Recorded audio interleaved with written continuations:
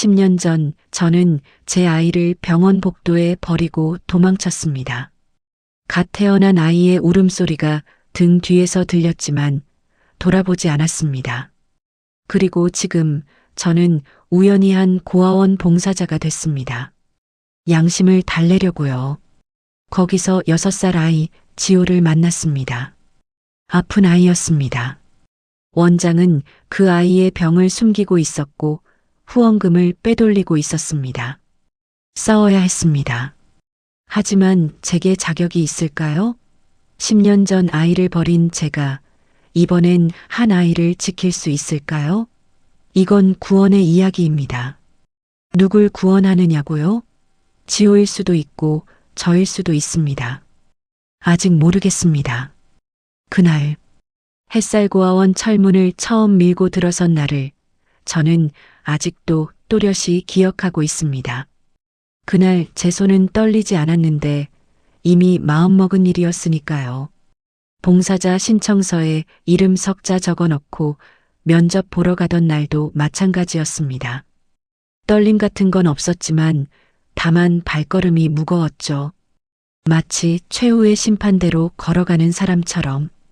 철문 안쪽은 생각보다 조용했는데 아이들 웃음소리는 들렸지만 어딘가 가라앉아 있었습니다.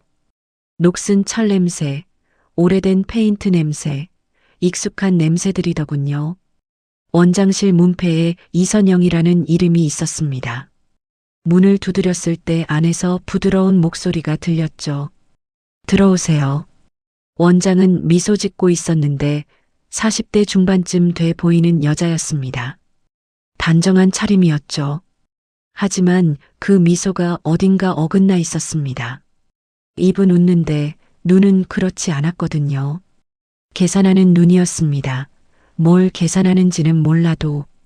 후원자님 감사합니다. 직접 찾아와 주시는 분들이 많지 않거든요. 그녀는 서류를 내밀며 한 가지를 당부했습니다.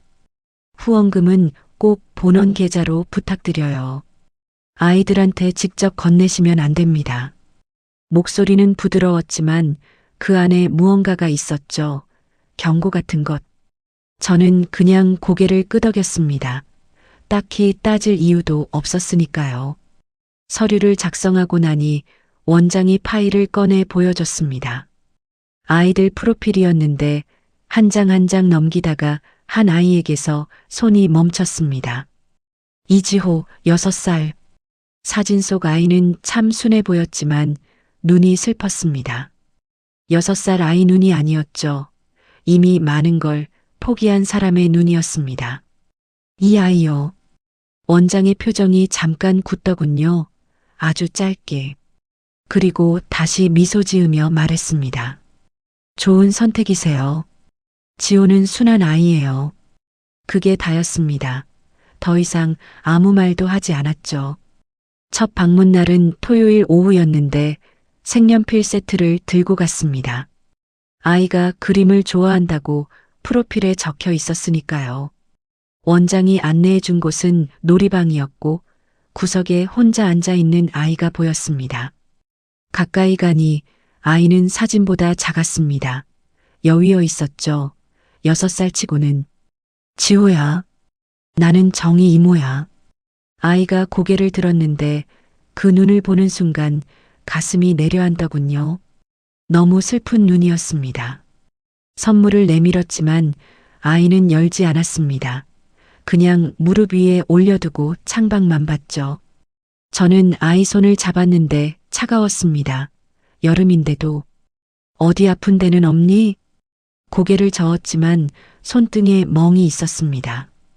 이거 어떻게 다쳤어? 아이는 재빨리 손을 빼더니 작게 말했습니다. 괜찮아요. 그 목소리가 너무 익숙해서 마음이 아팠습니다. 아픔을 숨기는데 익숙한 목소리였거든요. 그날 저녁 원장을 찾아갔습니다. 원장님, 지호가 아픈 건가요? 손에 멍이 있던데요. 원장의 얼굴이 잠깐 굳었습니다. 그런 건 신경 쓰실 일 아니에요. 저희가 다 관리하고 있으니까요. 애들은 다 넘어지고 그러잖아요. 더 물으면 안 되겠구나 싶었습니다. 그 목소리에 선이 그어져 있었으니까요. 저는 고개 숙이고 나왔죠. 복도를 걸으며 아이들 웃음소리가 들렸는데 그 소리가 이상하게 들렸습니다. 슬프게.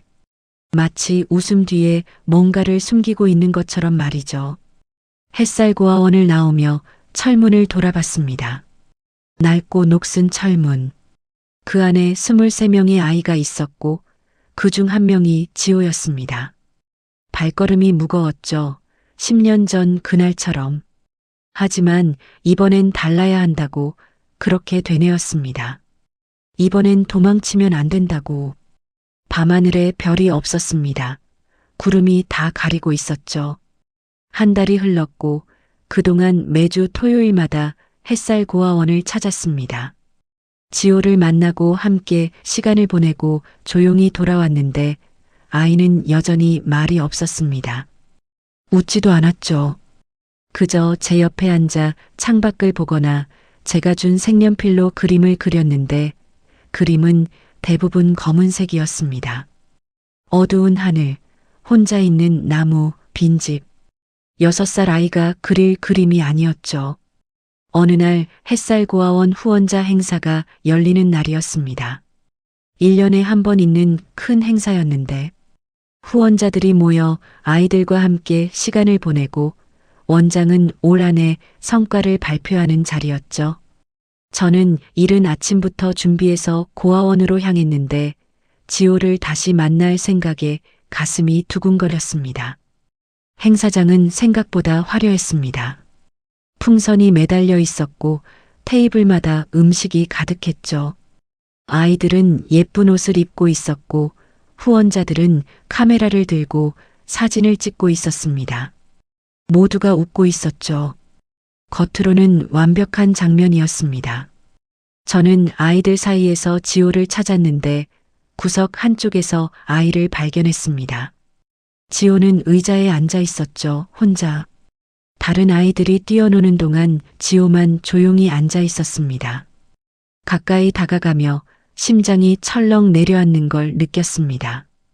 지호는 한 달 전보다 더 여위어 있었거든요.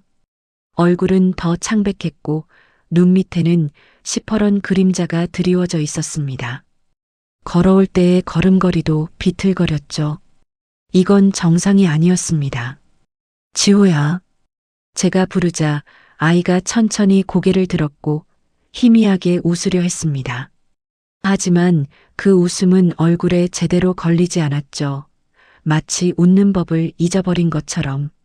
무릎을 꿇고 아이와 눈높이를 맞췄는데 그때 아이의 팔을 봤습니다. 긴 팔옷 아래로 삐져나온 작은 팔에 멍이 있었죠. 손이 떨리는 걸 느끼며 조심스럽게 아이의 소매를 살짝 걷었습니다. 지호야, 이거 어디서 다친 거야? 아이는 고개를 저었습니다. 입술을 깨물며. 말하지 말라는 누군가의 명령이 그 작은 입술을 봉인하고 있었죠. 눈물을 삼켰는데 가슴이 미어졌습니다. 그때 등 뒤에서 차가운 목소리가 들렸습니다. 애들은 다 넘어지죠. 봉사자님, 너무 감정이입하지 마세요. 천천히 고개를 돌리니 원장이었습니다. 이선영은 여전히 그 완벽한 미소를 짓고 있었지만 목소리는 달랐습니다. 경멸이 섞여 있었죠. 마치 제가 쓸데없이 참견하는 바보 같다는 듯이. 하지만 이건 윤정혜 씨. 원장이 제 말을 끊고 더 낮은 목소리로 말했습니다. 여기는 고아원이에요. 아이들은 여리니까 쉽게 다쳐요. 그게 다예요. 이해하시죠? 천천히 일어나 원장을 바라봤습니다. 그녀의 눈에는 어떤 감정도 없었죠.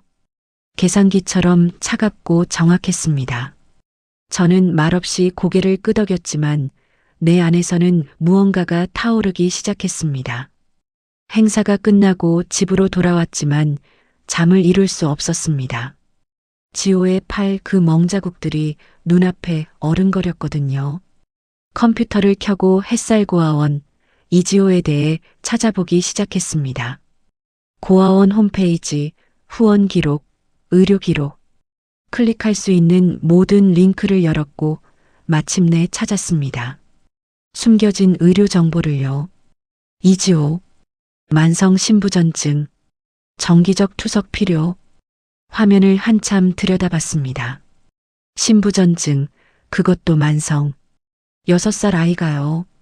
정기 투석이 필요하다는 건 제대로 치료받지 못하면 위험하다는 뜻이었죠. 후원금 내역도 다시 확인했는데 지난 1년간의 기록을 하나하나 살펴보니 이상한 점을 발견했습니다. 의료비 항목은 거의 없었거든요. 대부분 운영비, 관리비로 쓰였습니다. 지호 치료비는 어디 간 건지.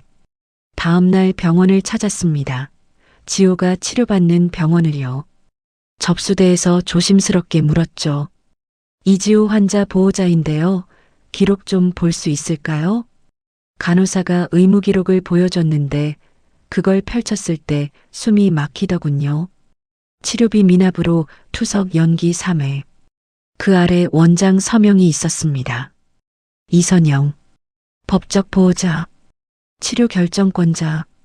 그녀가 의도적으로 치료를 미뤘던 거죠. 3번이나. 이유는 뻔했습니다.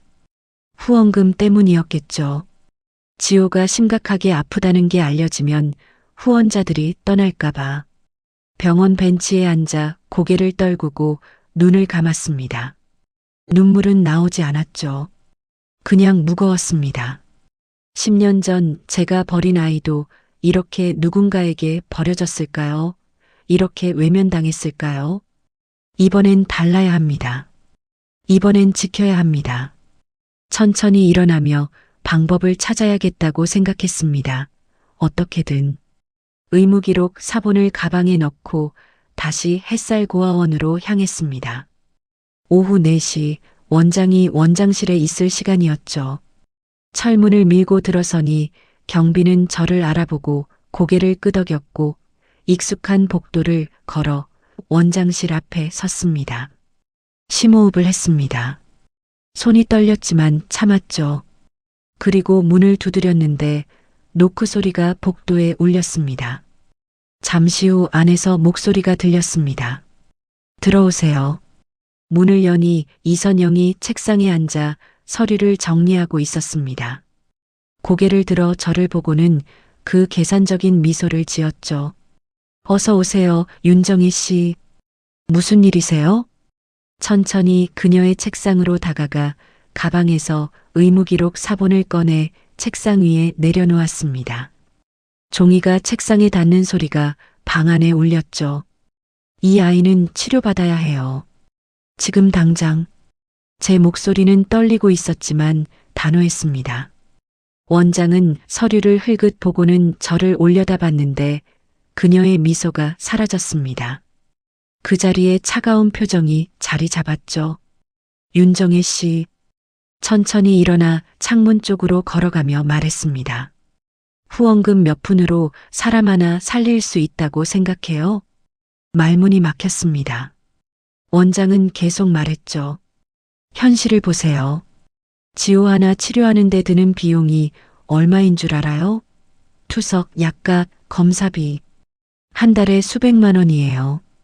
이 아이 하나 살리자고 다른 20명을 굶길 순 없어요.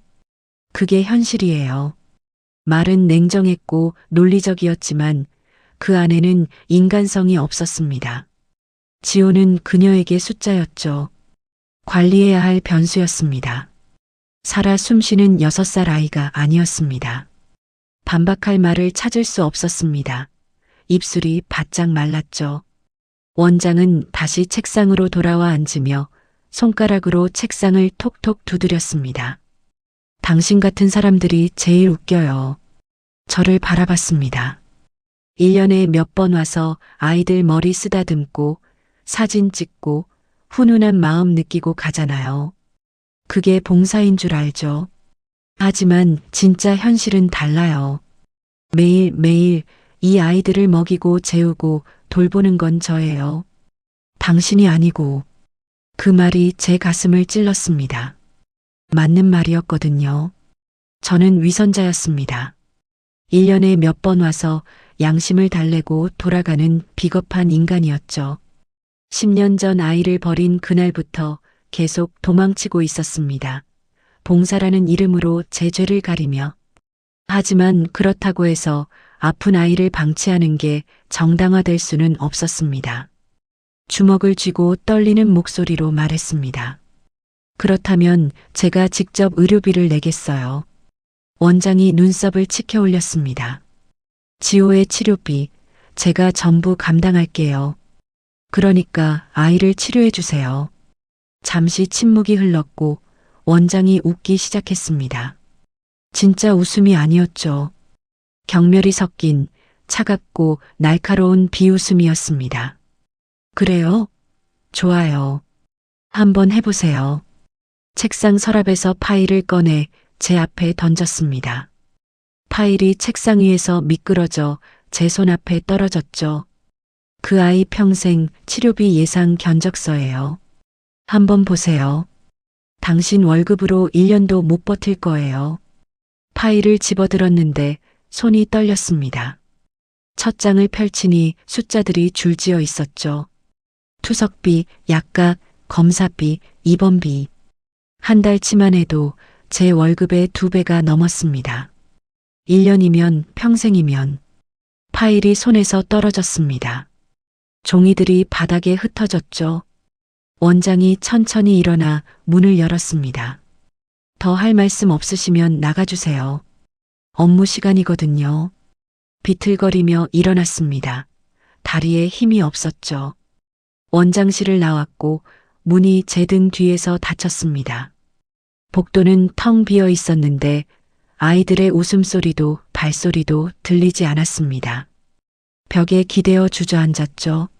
무릎을 끌어안고 고개를 숙였습니다. 눈물이 흘러내렸는데 저는 무력했습니다. 돈도 권한도 힘도 없었죠. 그저 일주일에 한 번 와서 아이 머리 쓰다듬고 가는 위선적인 봉사자일 뿐이었습니다. 그때 마음속 깊은 곳에서 목소리가 들렸습니다. 10년 전 그날 병원 복도에서 도망치던 제 모습이 떠올랐죠. 하얀 담요 속에 작은 아이. 저는 그때 선택했습니다. 도망치기로, 버리기로. 하지만 이번엔 달라야 합니다. 천천히 고개를 들었습니다. 눈물을 닦았죠. 손은 여전히 떨리고 있었지만 결심은 흔들리지 않았습니다. 지호를 지킬 겁니다. 방법을 찾을 겁니다. 돈이 없으면 벌고, 힘이 없으면 빌리고, 길이 없으면 만들 겁니다. 저는 그때 아이를 버렸지만 이번엔 지켜야 합니다. 이번엔 끝까지 함께 있어야 합니다. 벽을 짚고 일어났습니다. 복도 끝에서 석양이 비쳐 들어왔고 긴 그림자가 바닥에 드리워졌죠. 그 빛을 향해 천천히 걸었습니다. 비틀거렸지만 멈추지 않았죠. 햇살 고아원을 나오며 뒤돌아보지 않았습니다. 철문이 제 등 뒤에서 삐걱거리며 닫혔고 주먹을 쥐고 걸었습니다. 어디로 가야 할지 몰랐지만 멈출 수는 없었습니다. 지호가 기다리고 있으니까요. 일주일이 지났지만 방법을 찾지 못했습니다. 은행 대출도 친척에게 빌리는 것도 모두 안 됐죠. 평생 치료비를 감당할 능력이 제게는 없었지만 포기는 할 수 없었습니다. 다음 주 토요일 다시 햇살 고아원을 찾았는데 원장의 경고에도 불구하고 갔습니다. 원장은 외부 회의로 자리를 비웠다고 했죠. 조용히 지호가 있는 병실로 갔는데 고아원 안쪽 작은 의무실이었습니다. 지호야. 아이가 눈을 떴고 저를 보고 희미하게 웃었습니다. 그 웃음이 애처로워서 가슴이 무너졌죠. 아이 옆에 앉아 작은 손을 잡았는데 여전히 차가웠습니다. 오늘은 어때? 괜찮아요. 언제나 그렇게 대답했습니다. 괜찮다고. 하지만 그 눈은 거짓말을 하고 있었죠. 병실을 둘러보다가 벽에 붙은 것들이 보였습니다. 종이들이었는데 작은 편지들이 테이프로 벽에 붙어 있었죠. 천천히 다가가 읽기 시작했습니다. 엄마에게. 엄마는 어디 있어요? 저 많이 아파요. 하느님께. 저 착하게 살게요. 그러니까 아프지 않게 해주세요. 산타 할아버지에게. 다른 건 필요 없어요. 아프지 않게만. 편지들은 짧았고 서툴렀습니다. 맞춤법도 틀렸고 글씨도 삐뚤빼뚤했죠. 하지만 그 안에 아이의 절박함이 있었습니다. 6살 아이가 세상에 보내는 구조 신호 같았습니다. 눈물이 났습니다. 손이 떨렸죠. 편지 하나를 조심스럽게 떼어내 주머니에 넣으려 했습니다. 그때 문이 벌컥 열렸습니다. 뭐 하세요? 원장이었습니다. 이선영이 문간에 서서 저를 보고 있었죠. 아이가 쓴 편지를 봤습니다. 그건 볼 권리 없어요. 원장이 큰 걸음으로 다가와 편지들을 벽에서 뜯어냈고 제 손에서 편지를 빼앗았습니다. 이건 개인정보예요. 함부로 가져가시면 안 됩니다. 그녀를 봤습니다. 그 편지들 제가 봐도 되는 거 아닙니까? 저는 후원자인데. 원장이 차갑게 웃었습니다. 윤정혜 씨, 이제 후원 중단 처리하겠습니다. 더 이상 여기 오지 마세요. 편지 묶음을 안고 문을 닫았죠. 저는 혼자 남았고 지호는 침대에서 잠들어 있었습니다. 그날 밤 잠이 오지 않았습니다. 편지들이 자꾸 떠올랐거든요. 그리고 결심했습니다. 밤에 햇살고아원으로 돌아가기로. 자정이 넘은 시각에 뒷문으로 들어갔는데 다행히 잠겨 있지 않았습니다. 창고로 향했죠. 원장실 옆 작은 창고, 거기에 편지들이 있을 거라고 생각했습니다. 창고 문을 여니 먼지 냄새가 났습니다. 핸드폰 불빛을 켜니 잠긴 캐비닛이 보였죠. 옆 서랍에서 드라이버를 찾아 억지로 열었습니다. 캐비닛 안에 편지들이 있었지만 편지만 있는 게 아니었습니다. 그 아래 수십 장의 서류가 쌓여 있었거든요. 꺼내서 읽기 시작했습니다. 의료비 미지급 마이너스 김민수, 박서연, 이지호. 명단이 계속 이어졌습니다. 지호만이 아니었죠. 수십 명의 아이들이 제대로 치료받지 못하고 있었습니다. 후원금은 들어왔지만 의료비는 지급되지 않았던 거죠. 손이 떨렸습니다. 이건 단순한 방치가 아니었습니다. 조직적인 횡령이었죠. 이선영은 아이들 생명을 담보로 돈을 빼돌리고 있었습니다. 서류들을 핸드폰으로 찍었습니다. 한 장 한 장. 증거를 남겼죠. 그리고 편지 묶음을 품에 안았습니다. 그때 뒤에서 불이 켜졌습니다. 거기서 뭐해요? 원장이었습니다. 이선영이 저를 보고 있었는데 손에 휴대폰을 들고 있었죠. 경찰 부를 거예요. 불법 침입이에요. 편지와 서류를 꼭 안고 뒤로 물러나며 떨리는 목소리로 대답했습니다. 부르세요. 그럼 저도 이 서류들 보여드릴게요. 원장의 얼굴이 창백해졌습니다. 우리는 서로를 봤죠. 긴 침묵이 흘렀고 원장이 물러섰습니다. 나가요. 지금 당장. 편지와 서류를 안고 창고를 나왔습니다. 등 뒤로 원장의 시선이 느껴졌지만 돌아보지 않았죠. 햇살고아원을 나와 집으로 왔습니다. 서류들을 책상 위에 펼쳤는데 23명의 아이, 미지급된 의료비, 치료받지 못한 아이들이었습니다. 지호만 구하려 했는데 이건 지호만의 문제가 아니었습니다. 23명 전부의 문제였죠. 저 혼자서는 안 되겠더군요. 도움이 필요했습니다. 경찰에 제보해야 했는데 증거만으로 충분할까요? 원장은 분명 빠져나갈 구멍을 찾을 겁니다. 밤새 고민했고 다음날 아침 결심했습니다. 서류 사본을 만들어 안전한 곳에 보관하기로, 그리고 경찰에 제보하기로. 하지만 원장도 가만히 있지 않을 겁니다. 그녀도 선수를 둘 거죠. 싸움은 이제 시작이었습니다. 제가 이길 수 있을지 몰랐지만 해야 했습니다. 지호를 위해서, 23명의 아이들을 위해서, 창밖을 봤습니다. 날이 밝고 있었고 긴 밤이 지나가고 있었습니다. 집에 돌아와 서류들을 정리했는데 증거는 충분했습니다. 다음 날 경찰서로 가기로 했죠. 서류 사본을 만들어 안전한 곳에 보관하고 잠자리에 들었지만 원장도 가만히 있지 않았습니다. 다음 날 아침 휴대폰이 울렸습니다. 햇살고아원 이사장이었는데 목소리가 차갑고 공식적이었죠. 윤정혜 씨 어제 창고 무단 침입 건으로 후원 중단하겠습니다. 귀를 의심했습니다. 그리고 후원금 횡령 의혹에 대해서도 조사가 들어갈 겁니다. 무슨 말씀이세요? 제가 횡령을 했다고요? 고령 봉사자가 후원금을 개인적으로 아이에게 전달했다는 제보가 들어왔습니다. 절차 위반이고 횡령으로 간주될 수 있습니다.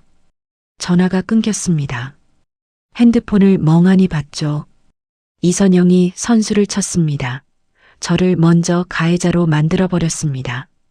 그날 오후 소문이 퍼졌는데 햇살고아원 후원자 단체 채팅방에 글이 올라왔습니다. 윤정혜 씨 후원금 횡령 의혹. 채팅방에서 쫓겨났고 아무도 제 말을 믿지 않았죠. 햇살고아원에 갔지만 경비가 막았습니다. 출입 금지 조치입니다. 돌아가세요. 철문 앞에서 발길을 돌려야 했습니다. 공원 벤치에 앉아 하늘을 올려다봤는데 구름이 천천히 흘러갔습니다. 외로웠습니다. 10년 전 아이를 버렸을 때처럼. 눈물이 났는데 소리내어 울지는 않았습니다. 그냥 조용히 흘러내렸죠. 하늘이 있다면. 중얼거렸습니다. 이번엔 좀 도와주세요. 제발. 이번엔 포기하고 싶지 않습니다. 벤치에 한참 앉아 있었는데 지나가는 사람들이 저를 봤습니다. 신경 쓰지 않았죠. 그냥 무거웠습니다. 모든 게. 저녁 무렵 집으로 돌아와 서류들을 다시 펼쳤습니다. 증거는 여전히 제 손에 있었지만 누가 믿어줄까요? 저는 이미 횡령범이 되어버렸습니다. 고아원 봉사자가 후원금을 빼돌렸다는 소문이 퍼졌거든요. 경찰에 제보해봤자 소용없을 수도 있었습니다. 원장은 이미 방어선을 쳤을 테고 저를 공격하는 쪽으로 말이죠. 어떻게 해야 할까요? 방법이 보이지 않았습니다. 그때 휴대폰에 문자가 왔습니다. 병원에서 온 문자였죠. 이지호 환자 긴급 수혈 필요. 혈액형 AB형 RH- 수혈자를 찾습니다. 문자를 멍하니 봤습니다. AB형 RH- 희귀 혈액형이었죠. 그리고 제 혈액형이었습니다. 망설이지 않았습니다. 재킷을 걸치고 현관문을 열었는데 밤거리는 쌀쌀했지만 멈추지 않았습니다. 지호를 지켜야 했거든요. 이번엔 포기할 수 없었습니다. 택시를 잡아 병원으로 갔습니다. 차 안에서 창밖을 봤는데 거리의 불빛들이 스쳐 지나갔습니다. 10년 전 그날 밤도 이랬습니다. 병원에서 도망치던 그날 밤. 택시를 타고 창밖을 보며 울었죠. 하지만 오늘은 도망치는 게 아니었습니다. 달려가는 거였습니다. 병원에 도착해 응급실로 뛰어갔는데 숨이 찼습니다. 간호사에게 말했죠. 이지호 수혈, 저 AB형 RH-입니다. 간호사가 놀란 표정으로 저를 받고 재빨리 안내했습니다. 검사실로. 혈액 검사, 확인 절차가 빠르게 진행됐죠. 보호자이신가요? 후원자입니다. 보호자 동의가 필요한데요. 긴급 상황 아닙니까? 지금 당장 필요하다며요. 간호사가 잠시 망설이다가 고개를 끄덕였습니다. 알겠습니다. 일단 진행하겠습니다. 침대에 누웠습니다. 링거 바늘이 팔에 꽂혔는데 따끔했습니다. 피가 빨려나가는 게 느껴졌죠. 따뜻한 것이 제 몸을 빠져나갔습니다. 괜찮았습니다. 오히려 마음이 편했죠. 드디어 누군가를 지킬 수 있었습니다. 10년 전에 못했던 걸 이제 하고 있었습니다. 수혈이 끝났고 간호사가 팔에 거즈를 붙여줬습니다. 좀 쉬다 가세요. 어지러울 수 있어요. 지호는요? 지금 수혈 중입니다. 곧 안정될 거예요. 고개를 끄덕였습니다. 지호 병실로 가고 싶었지만 보호자가 아니니 안 된다고 했죠. 복도 벤치에 앉았습니다. 한참을 앉아 있었는데 시간이 천천히 갔습니다. 그때 복도 끝에서 누군가 오는 게 보였습니다. 원장이었죠. 이선영이 저를 보고 얼굴을 굳히며 큰 걸음으로 다가왔습니다. 당신 여기서 뭐해요? 천천히 일어났습니다. 팔에 거즈가 붙어 있었는데 피가 조금 스며 나와 붉은 얼룩을 만들고 있었죠. 지호한테 수혈했습니다. 원장의 눈이 커졌습니다. 무단으로요? 보호자 동의도 없이? 긴급 상황이었습니다. 이건 법적 문제예요. 고소할 수도 있어요. 조용히 미소 지었습니다. 그러세요. 고소하세요. 가방에서 서류 사본 한 장을 꺼내 보였습니다. 그럼 저도 이거 경찰에 제출할게요. 전부 다. 원장의 얼굴이 하얗게 변했습니다. 더 말하지 않고 복도를 걸어 나왔습니다. 등 뒤로 원장의 시선이 느껴졌지만 돌아보지 않았죠. 병원을 나오며 밤하늘을 올려다봤습니다. 별이 보였습니다. 구름이 걷히고 있었습니다. 병원을 나오지 않았습니다. 복도 벤치에 앉아 지호를 기다렸는데 밤이 깊어갔습니다. 간호사들이 교대하고 병원이 조용해졌죠. 저는 그냥 앉아 있었습니다. 새벽 3시쯤 간호사가 나왔습니다. 지호 보호자분이세요? 후원자입니다. 아이가 깨어났어요. 잠깐 보실래요? 고개를 끄덕였고 간호사를 따라 병실로 들어갔습니다. 침대에 지호가 누워 있었는데 얼굴에 조금 혈색이 돌았습니다. 아이가 저를 보고 희미하게 웃었죠. 이모, 조용히 아이 옆에 앉아 작은 손을 잡았습니다. 이번엔 따뜻했죠. 많이 아팠지? 아이가 고개를 끄덕이고 작게 말했습니다. 근데 이제 괜찮아요. 그 말을 듣는데 눈물이 났습니다. 참으려 했지만 안 됐죠. 조용히 흘러내렸습니다. 아이가 제 손을 꼭 쥐었습니다. 이모, 울지 마요. 웃으려 했는데 제대로 되지 않았지만요. 안 울어. 괜찮아. 한참을 그렇게 앉아 있었습니다. 아이가 다시 잠들 때까지 손을 놓지 않고 있었죠. 10년 전에 못했던 것 지금 하고 있었습니다. 다음 날 아침 집으로 돌아왔는데 피곤했지만 잠이 오지 않았습니다. 책상에 앉아 서류 사본들을 다시 펼쳤죠. 수십 명 아이들의 명단, 미지급 의료비, 횡령 증거들. 이걸 어떻게 해야 할까요? 경찰에 제보해도 원장은 이미 저를 횡령범으로 만들어놨습니다. 제 말을 믿어줄까요? 고민하다가 결심했습니다. 익명으로 제보하기로, 우편으로 보내기로. 그렇게 하면 제가 누군지 몰라도 증거는 전달될 테니까요. 서류들을 봉투에 담았습니다. 그리고 간단한 편지를 썼죠. 햇살고아원 후원금 횡령 및 아동 방임 증거 자료입니다. 확인 부탁드립니다. 봉투를 봉하고 우체국에 가서 등기로 발송했습니다. 경찰청 민원실 앞으로. 며칠이 지났는데 아무 소식이 없었습니다. 햇살고아원 출입은 여전히 금지됐고 후원자 명단에서도 제외됐죠. 저는 그냥 아무것도 아닌 사람이 됐습니다. 하지만 포기하지 않았습니다. 매일 병원에 가서 지호를 봤습니다. 원장이 알까봐 조심스러웠지만 가지 않을 수 없었죠. 일주일쯤 지났을 때 뉴스가 나왔습니다.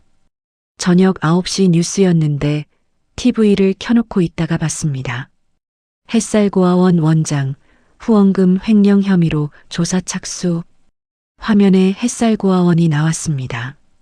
철문, 건물, 놀이터, 그리고 원장 이선영의 얼굴이 나왔는데 고개를 숙이고 경찰서로 들어가는 모습이었죠. TV 앞에 멍하니 앉아 있었습니다. 화면을 계속 봤는데 앵커가 말했습니다. 익명의 제보로 시작된 이번 조사는 고아원 운영진의 조직적인 후원금 횡령 정황을 포착했습니다. 제보가 받아들여진 겁니다. 경찰이 움직인 거죠. 하지만 기쁘지 않았습니다. 이상하게. 그냥 공허했죠. 원장이 잡혔다고 해서 지호가 나아지는 건 아니었습니다. 다른 아이들도 마찬가지였죠. TV를 끄고 창밖을 봤습니다. 비가 내리고 있었는데 봄비였습니다. 다음 날 병원에 갔습니다. 지호 병실로 향했는데 복도를 걷다가 누군가와 마주쳤습니다. 원장이었죠. 이선영은 초췌해 보였습니다. 화장기 없는 얼굴, 흐트러진 머리. 저를 보고 멈춰섰죠. 당신이 한 거죠. 조용히 대답했습니다. 네. 왜 그랬어요? 해야 할 일이었으니까요. 원장이 피식 웃었습니다. 비웃음은 아니었죠. 그냥 허탈한 웃음이었습니다. 당신도 결국 위선자예요. 본인이 착한 사람이라고 느끼고 싶어서 한 거잖아요. 그 말이 맞을 수도 있었습니다. 부정하지 않았죠. 그럴 수도 있죠. 하지만 지호는 살았습니다. 그걸로 됐습니다. 더 말하지 않고 지나쳤습니다. 원장은 거기 서 있었죠. 지호 병실에 들어갔습니다. 아이가 침대에 앉아 그림을 그리고 있었는데 이번엔 노란색을 쓰고 있었습니다. 해를 그리고 있었죠. 지호야. 아이가 고개를 들고 웃었습니다. 진짜 웃음이었죠. 이모, 오늘 선생님이 그랬어요. 이제 많이 나아졌대요. 옆에 앉았습니다. 그래, 다행이다. 이모, 고마워요. 아이가 제 손을 잡았습니다. 따뜻한 손이었죠. 천만에. 창밖에 햇살이 비치기 시작했습니다. 아침 햇살이었는데 비가 그치고 있었습니다. 며칠 뒤 정식 기소 소식이 들렸습니다. 원장 이선영 후원금 횡령 및 아동 방임 혐의로 구속. 함께 일하던 직원 2명도 조사를 받았죠. 햇살고아원은 임시 폐쇄됐습니다. 아이들은 다른 시설로 옮겨졌고 지호는 병원에 남았습니다. 치료가 필요했으니까요. 저는 여전히 매일 병원에 갔습니다. 지호를 봤는데 이제는 막지 않았습니다. 공식적인 후원자는 아니었지만 아무도 뭐라 하지 않았죠. 어느 날 지호가 물었습니다. 이모, 원장 선생님은 어떻게 됐어요? 감옥에 갔어. 왜요? 나쁜 짓을 했으니까. 아이가 고개를 끄덕이고 작게 말했습니다. 원장 선생님도 불쌍해요. 그 말을 듣고 가슴이 뭉클했습니다. 6살 아이가 하는 말이었거든요. 자기를 아프게 한 사람을 불쌍하다고 하는. 그래, 내 말이 맞아.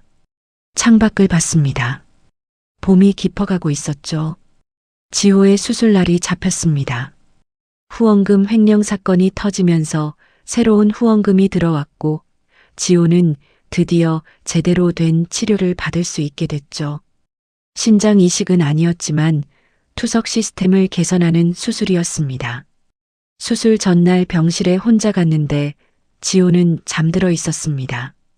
조용히 옆에 앉아 아이를 봤죠. 작은 얼굴 여전히 창백했지만 예전보다는 나았습니다. 가방에서 편지지를 꺼냈습니다. 펜을 들었는데 손이 떨렸죠. 10년 동안 쓰지 못했던 편지였습니다. 사랑하는 지호야. 첫 줄을 쓰는데 오래 걸렸습니다. 손이 멈췄다가 다시 움직였죠.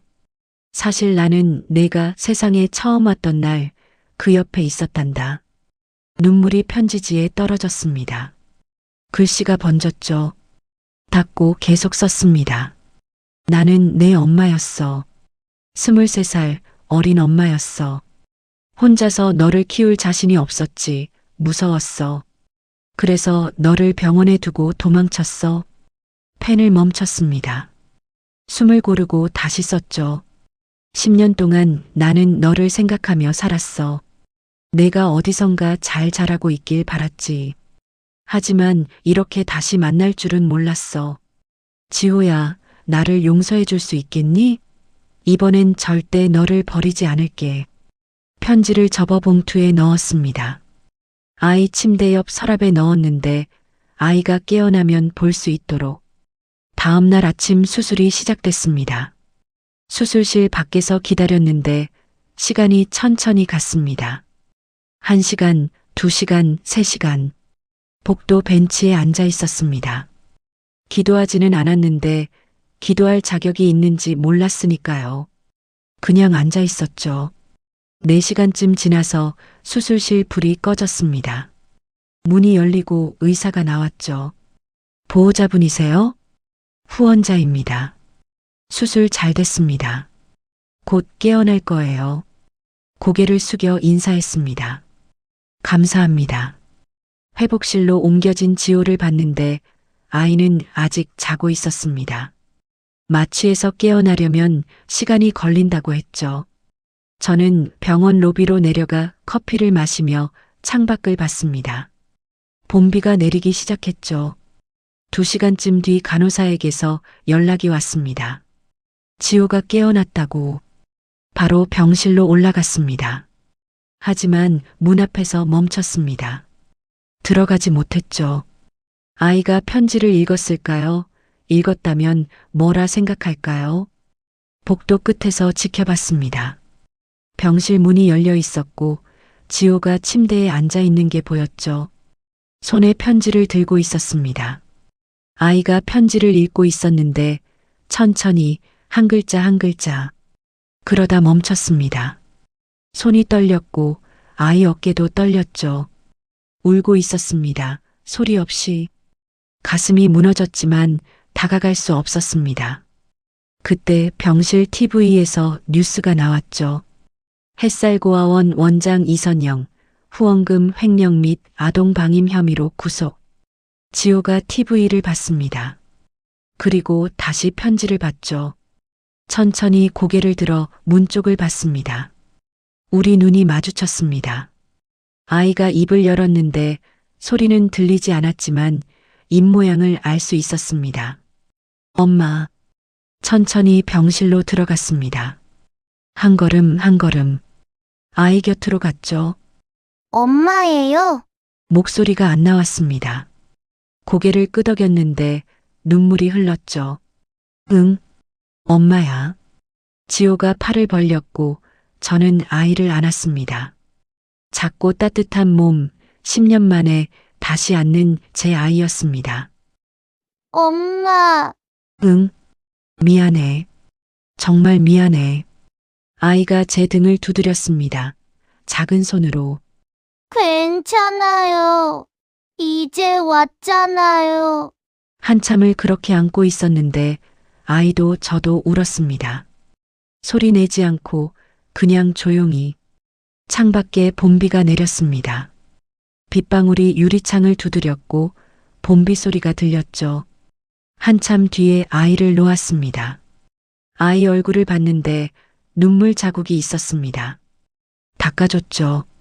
많이 놀랐지? 아니요. 알았어요. 조금. 알았어?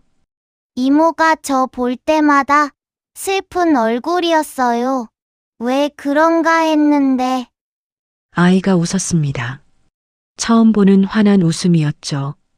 이제 알았어요. 제 손을 잡았습니다. 엄마가 있어서 좋아요. 그 말에 또 눈물이 났습니다. 참을 수 없었죠. 나도 내가 있어서 좋아. 창밖 비가 점점 새졌습니다. 봄비였는데 모든 걸 씻어내는. 병실 TV에서는 계속 뉴스가 나왔습니다. 햇살고아원 이야기, 원장 구속 소식. 하지만 저희는 TV를 보지 않았죠. 그냥 서로를 봤습니다. 한참 뒤에 지호가 말했습니다. 엄마, 배고파요. 웃음이 나왔습니다. 처음으로. 그래. 뭐 먹고 싶어? 죽이요. 호박죽. 알았어. 사올게. 일어서려는데 아이가 제 손을 놓지 않았습니다. 같이 가요. 너 아직 힘들잖아. 괜찮아요. 엄마랑 같이 가고 싶어요. 휠체어를 가져와 아이를 태우고 복도를 나갔습니다. 엘리베이터를 타고 1층 매점으로 가서 호박죽 2개를 샀습니다. 병실로 돌아와 함께 먹었습니다. 아이가 천천히 떠먹었고 저도 먹었죠. 맛있었습니다. 창밖 비가 그쳤습니다. 햇살이 비치기 시작했죠. 몇 달이 지났습니다. 여름이 오고 지나갔고 가을이 왔습니다. 햇살고아원은 새 원장이 부임하며 다시 문을 열었는데 이번 원장은 달랐습니다. 젊은 여자였는데 사회복지학을 전공했고 아이들과 함께 밥을 먹었습니다. 같은 테이블에서요. 저는 다시 봉사자로 돌아갔습니다. 이번엔 죄책감 때문이 아니었습니다.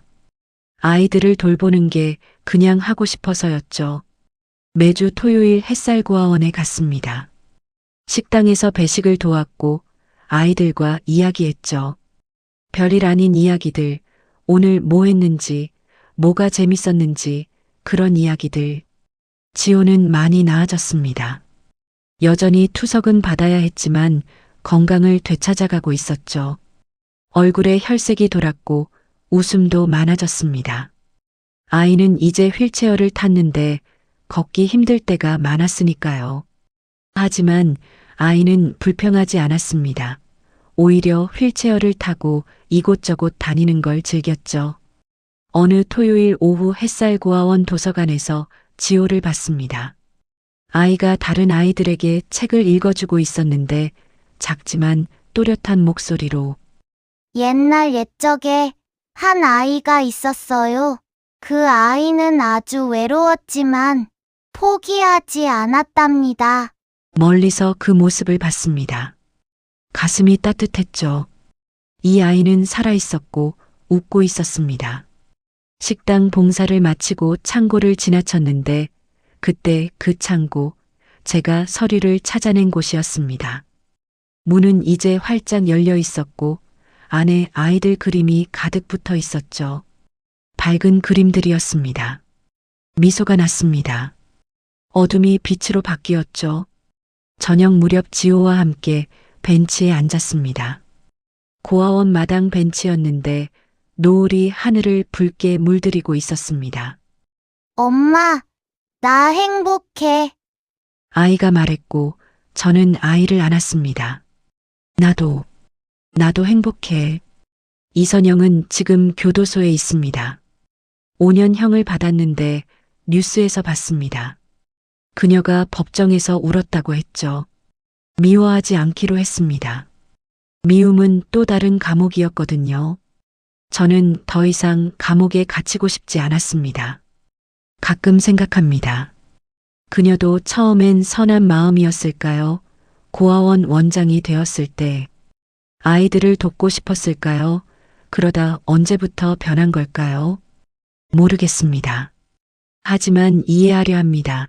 완전히는 아니어도 조금씩. 책상 위에 낡은 봉투가 있습니다. 제가 지호에게 쓴 편지가 담겨 있던 봉투인데 한쪽이 찢어져 있습니다. 하지만 버리지 않았죠. 그대로 두었습니다. 가끔 그 봉투를 봅니다. 그리고 생각하죠. 그 아이는 나를 용서했다. 나는 그를 지켜냈다. 악은 결국 자기 자리로 갔다. 모든 게 완벽하지는 않습니다. 지호는 여전히 아프고 투석을 받아야 하죠. 평생 그럴 겁니다. 신장 이식을 받을 수 있을지도 모릅니다. 하지만 지금은 우리는 함께 있습니다. 그걸로 됩니다. 다음 주 토요일 지호가 학교 입학 면접을 본다고 했습니다. 일반 학교는 아니고 병원 학교였는데 하지만 학교는 학교였습니다. 아이가 기뻐했죠. 엄마, 같이 가줘요. 당연하지. 아이가 웃었습니다. 저 멀리 햇살 고아원 철문이 열렸습니다. 새로운 봉사자가 들어오고 있었는데 젊은 여자였습니다. 조심스럽게 걸어 들어왔죠. 그 모습을 보며 생각했습니다. 저 사람도 저처럼 무언가를 짊어지고 있을까요? 그렇다면 이곳에서 위로를 찾길 바랍니다. 세상에는 아직 많은 지호들이 있습니다. 아프고 외로운 아이들이요. 하지만 세상에는 또한 많은 봉사자들이 있습니다. 불완전하지만 진심을 다하는 사람들이. 악은 무너졌지만 선은 여전히 자라고 있습니다. 천천히 하지만 확실하게. 지호의 손을 잡았고 아이도 제 손을 꼭 쥐었습니다. 우리는 함께 노을을 봤죠. 찢어진 봉투는 이제 중요하지 않았습니다. 그 안에 담긴 진심만이 남았습니다. 그 진심은 사라지지 않을 겁니다. 책상이 편지를 다시 봅니다. 지호가 답장을 썼는데 짧은 답장이었습니다.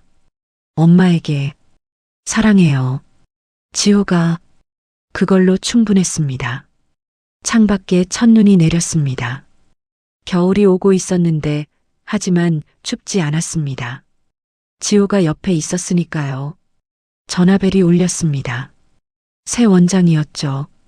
정희 씨, 다음 주부터 정식 직원으로 일하실 생각 없으세요? 급여는 많지 않지만 잠시 생각하고 대답했습니다. 좋습니다. 전화를 끊고 지호를 봤습니다. 아이가 웃고 있었죠. 엄마, 일하게 돼? 응, 좋겠다. 맨날 볼 수 있겠네. 그러게. 아이를 안았습니다. 창밖 눈이 계속 내렸는데 하얗게 모든 걸 덮으며 새로운 계절이 오고 있었습니다. 우리는 준비됐습니다. 여기까지 이야기를 들어주셔서 감사합니다. 10년 전 저지른 실수를 10년 뒤 다시 마주한 여자의 이야기였습니다. 늦었다고 생각할 때가 가장 빠른 때라는 말이 있습니다만 정의는 그걸 증명했죠. 우리 모두에게는 다시 시작할 기회가 있고 누군가를 지킬 수 있는 힘이 있다는 걸 말입니다. 이 이야기가 어떠셨나요? 어떤 장면이 가장 기억에 남으셨는지, 어떤 감정을 느끼셨는지 댓글로 들려주세요. 구독과 좋아요는 다음 이야기를 만드는 큰 힘이 됩니다. 알림 설정까지 해두시면 새로운 이야기를 가장 먼저 만나보실 수 있습니다. 다음 이야기에서 또 만나 뵙겠습니다.